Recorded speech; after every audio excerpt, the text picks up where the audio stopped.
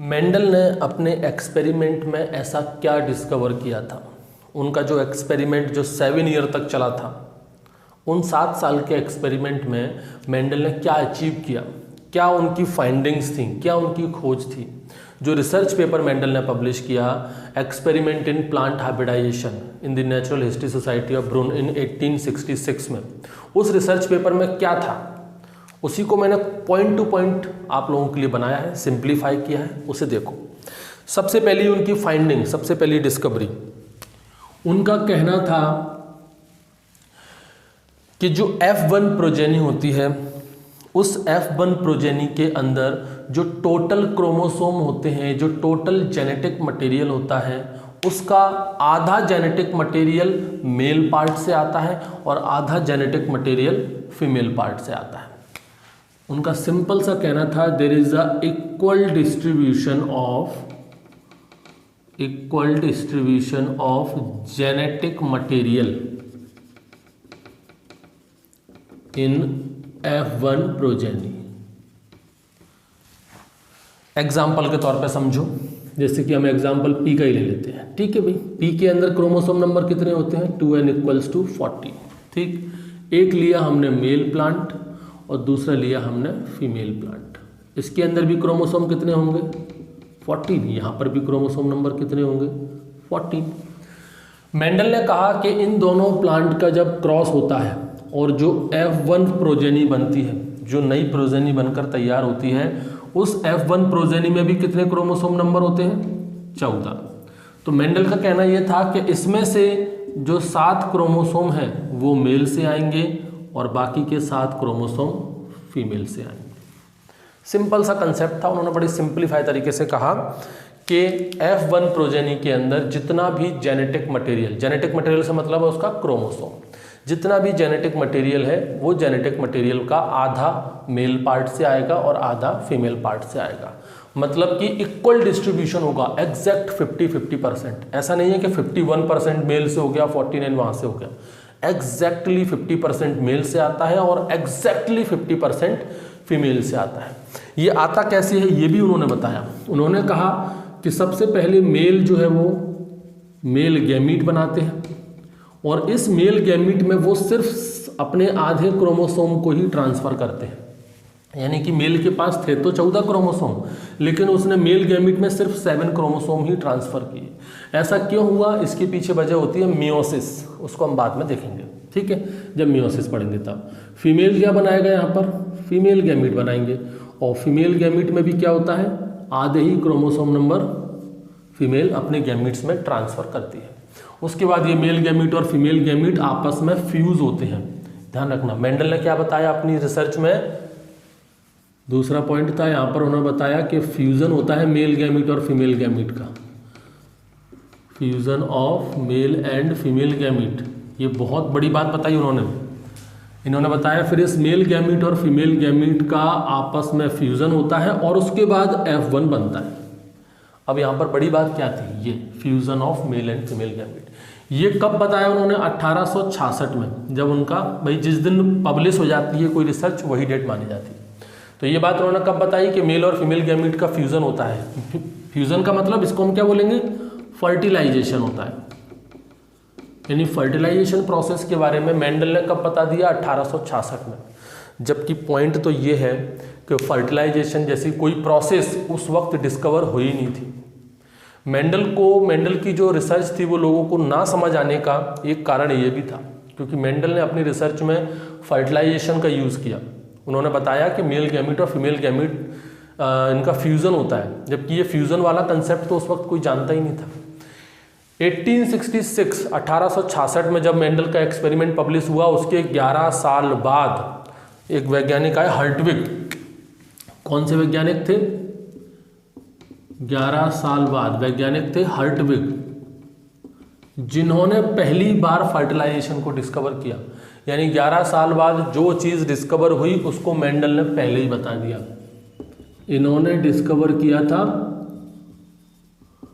Fertilisation. किसके अंदर? Animal के अंदर, सी अर्चिन। ठीक है, ये तो एनिमल की बात हो रही है। अगर प्लांट की बात करूं तो फिर 19 साल बाद एक वैज्ञानिक थे स्ट्रॉसबर्गर उन्होंने प्लांट के अंदर डिस्कवर किया था फर्टिलाइजेशन को। अब आप सोच सकते हो कि जो चीज़ें 11 साल बाद 19 साल बाद चीज़ें बाद डिस्कवर हो रही हैं, उनकी खोज हो रही है, वो चीज़ मेंडल ने पहले ही अपनी रिसर्च में बता दिया। ये फ्यूज़न, मेल और फीमेल गैमीट का फ्यूज़न जैसी भी कोई चीज़ होती है, फर्टिलाइजेशन जैसी भी कोई चीज़ होती है, जो उस वक्त के लोगों को पता ही नहीं था, जो बाद में 11 साल बाद हर्टविग ने एनिमल के अंदर, एनिमल कौन सा था, सी अर्चिन, उसके अंदर डिस्कवर किया, जबकि प्लांट के अंदर 19 साल बाद स्ट्रॉसबर्गर ने डिस्कवर किया था इस फर्टिलाइजेशन को। ये मोस्ट इम्पॉर्टेंट पॉइंट था उनकी रिसर्च का, और इसी इम्पॉर्टेंट पॉइंट की वजह से उस वक्त के लोगों को उनकी बात समझ नहीं आ रही थी। और भी बहुत सारी चीज़ें थी, केवल ये अकेला पॉइंट नहीं था उनको ना समझ आने का, और भी बहुत सी चीज़ें थी। ठीक है भाई, ये दो मोस्ट इम्पॉर्टेंट पॉइंट। इसके बाद ठीक है, इसके बाद और क्या थी, मेंडल ने कहा अपनी इस रिसर्च में कि जितने भी कैरेक्टर्स होते हैं, जितने भी कैरेक्टर हैं, कैरेक्टर का मतलब क्या होता है, कैरेक्टर का मतलब जैसे कि मेरी आँखें काले रंग की हैं, ये एक कैरेक्टर है, मेरे बाल काले रंग के हैं, ये एक कैरेक्टर है, मैं लंबा हूँ, ये मेरा कैरेक्टर है, मैं छोटा हूँ, ये मेरा कैरेक्टर है, एक प्लांट की हाइट टॉल है, वो उसका कैरेक्टर है, एक प्लांट के अंदर जो फ्लावर है वो पीले रंग का है, ये उसका कैरेक्टर है, एक प्लांट के अंदर फ्लावर येलो कलर का है, ये उसका कैरेक्टर है। तो जो भी कैरेक्टर होता है वो सब की सब जीन के द्वारा कंट्रोल किए जाते हैं। ये किसने बताया था, मेंडल ने। इन्होंने बताया था कि जितने भी ट्रेड्स हैं, various traits are controlled by gene. अब उस वक्त जीन जैसा कोई शब्द नहीं था, ठीक है। उन्होंने उस वक्त शब्द यूज किया था फैक्टर और एलिमेंट। इस पर क्वेश्चन आ चुका है, फैक्टर और एलिमेंट।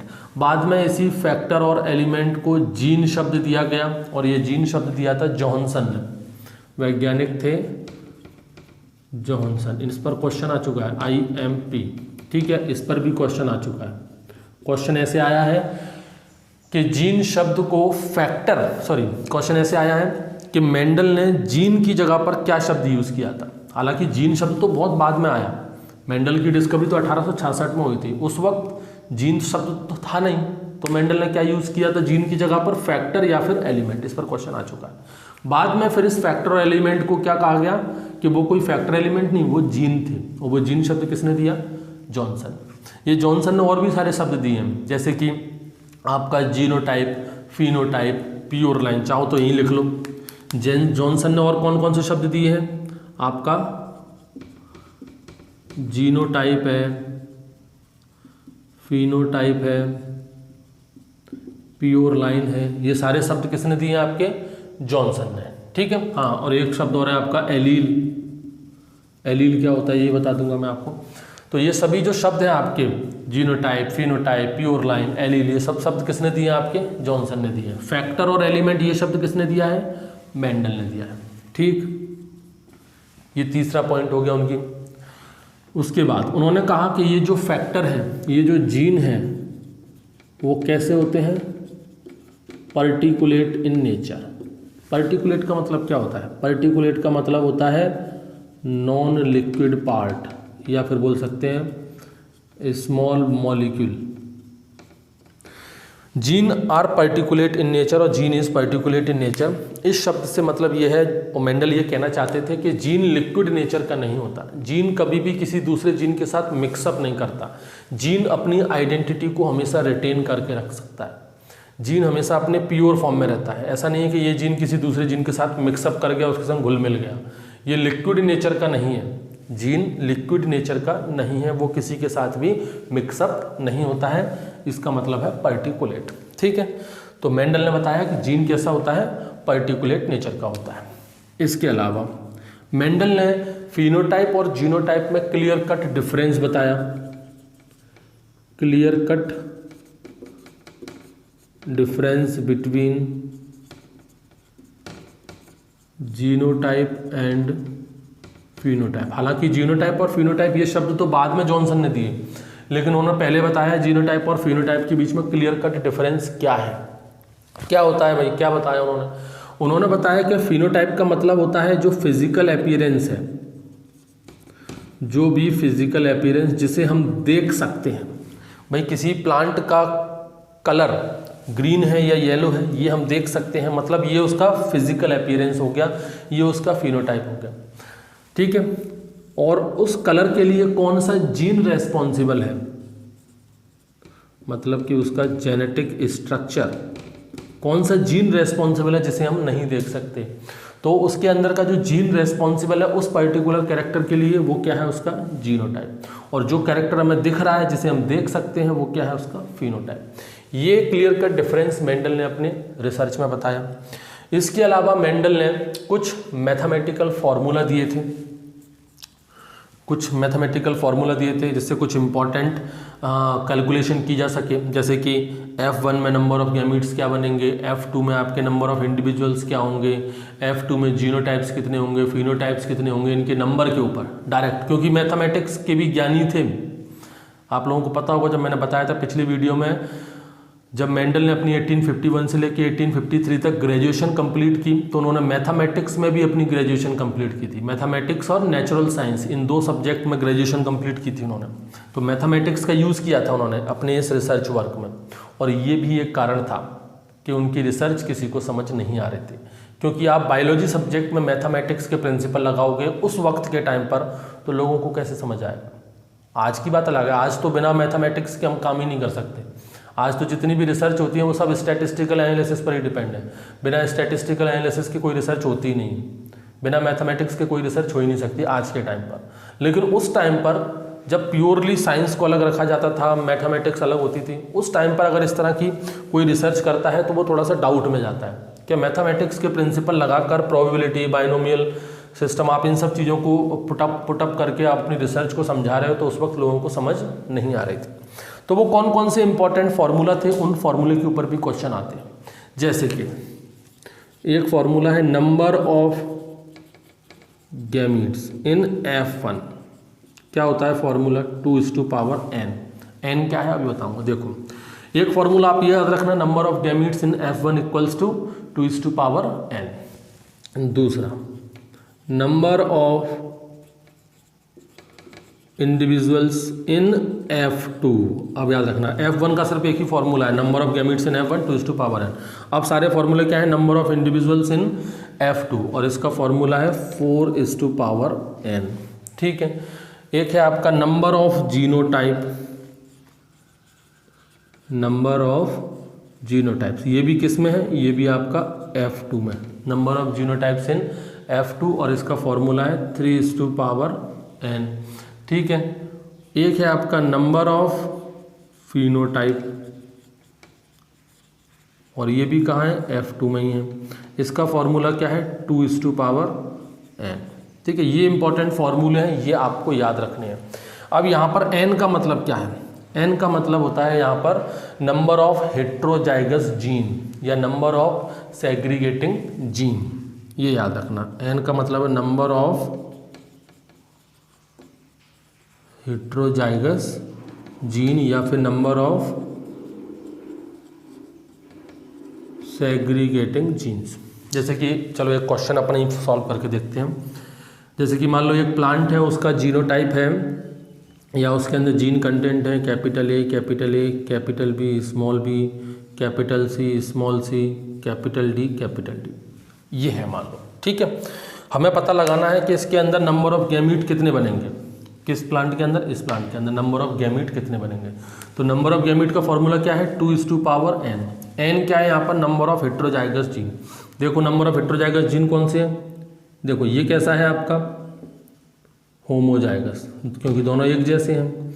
ये भी कैसा है आपका होमोजाइगस, दोनों एक जैसे हैं। ये दोनों कैसे हैं आपके हेट्रोजाइगस, क्योंकि ये दोनों जीन कैसे हैं, अलग हैं, एक कैपिटल B है दूसरा स्मॉल b है। ठीक है। दो जीन कैसे हैं इसमें हेट्रोजाइगस, तो n इक्वल्स टू कितना हो गया 2, तो 2 इक्वल्स टू 4, यानी कि ये जो प्लांट होगा वो 4 गैमीट बनाएगा। इसमें मान लो अपन नंबर ऑफ इंडिविजुअल्स निकालो, F2 में कितने बनेंगे, n इक्वल्स टू कितना है 2, कितने हो जाएंगे आपके 16। इस तरह से क्वेश्चंस पूछ लिए जाते हैं इन फॉर्मूले के बेसिस पर। ठीक है भाई, इसको मिटा दूं मैं। नेक्स्ट देखो, ये फॉर्मूले आप लोगों को याद रखने, यहाँ से क्वेश्चन आते हैं। ठीक है। सेग्रीगेटिंग जीन का मतलब होता है जो जीन अलग होने वाले हैं, वही हेट्रोजाइगस जीन ही एक दूसरे से अलग होते हैं। ठीक है भाई। इसके अलावा मेंडल ने 2 कंसेप्ट और 2 लॉ दिए थे, वही सबसे ज़्यादा इम्पॉर्टेंट है, वही मेन बेसिस है उनकी रिसर्च का। ये सब तो भी वैसी टेम्परेरी बातें थी। सबसे इम्पॉर्टेंट क्या है, मेंडल ने 2 तो दिए थे कंसेप्ट, ठीक है, और 2 दिए थे क्या आपने, most important law, world famous law, आज भी बहुत फेमस है। वो 2 कंसेप्ट कौन से थे, एक तो था कंसेप्ट ऑफ डोमिनेंस, दूसरा था कंसेप्ट ऑफ रिसेसिवनेस, ठीक है। और 2 लॉ थे, एक था आपका लॉ ऑफ सेग्रीगेशन और दूसरा था आपका लॉ ऑफ इंडिपेंडेंट असॉर्टमेंट। यहाँ कंफ्यूज मत होना, आप लोगों को कई सारी किताबों में, खास करके स्कूल की जितनी भी किताबें होंगी ना, वहाँ पर आपको 3 लॉ मिलेंगे। ये इसको भी बोलते हैं लॉ ऑफ डोमिनेंस, जबकि ये कोई लॉ नहीं है, इस बात को हमेशा याद रखना। स्कूल की किताबों पे मत जाना, वहाँ पर सिर्फ आपको एक्सप्लेन करने के लिए, ईजी वे में समझाने के लिए बताया गया है। मेंडल ने सिर्फ 2 ही लॉ दिए थे, एग्जाम में कभी भी पूछा जाए तो आंसर यही लगाना, सिर्फ 2 लॉ। डोमिनेंस जैसा या रिसेसिवनेस जैसा कोई लॉ नहीं होता। मेंडल ने डोमिनेंस का कंसेप्ट दिया था, ना कि लॉ दिया था। बाद में जब विलियम बेटसन ने उनकी उस रिसर्च को एलेबोरेट किया, मेंडल्स प्रिंसिपल ऑफ हेरिडिटी, वहाँ पर उस कंसेप्ट को उन्होंने एज अ लॉ पेश किया, लेकिन मेंडल ने नहीं दिया था। ये बात याद रखना। क्वेश्चन आपसे पूछा है कि मेंडल ने कितने लॉ दिए थे, तो आंसर हमेशा होंगे 2। सिर्फ 2 ही लॉ मेंडल ने दिए थे, लॉ ऑफ सेग्रीगेशन और law of independent assortment. Law of dominance Mendel ने नहीं दिया। डोमिनेंस और रिसेसिवनेस का मेंडल ने कंसेप्ट दिया था, उसका लॉ नहीं दिया था। ठीक है भाई, तो हमको बस यही पढ़ना है सबसे डिटेल में, एक तो लॉ ऑफ सेग्रीगेशन और एक law of assortment, law of independent assortment. ये 2 बातें हमें डिटेल में पढ़नी है। ठीक, तो आज की क्लास में इतना ही काफ़ी है कि ये मेंडल्स की कुछ इंपॉर्टेंट फाइंडिंग थी। ठीक है, ये मैंने पॉइंट टू पॉइंट आपको उस सारी रिसर्च पेपर में से निकाल के आपको बता दिया है, ये पॉइंट आपको याद रखने हैं।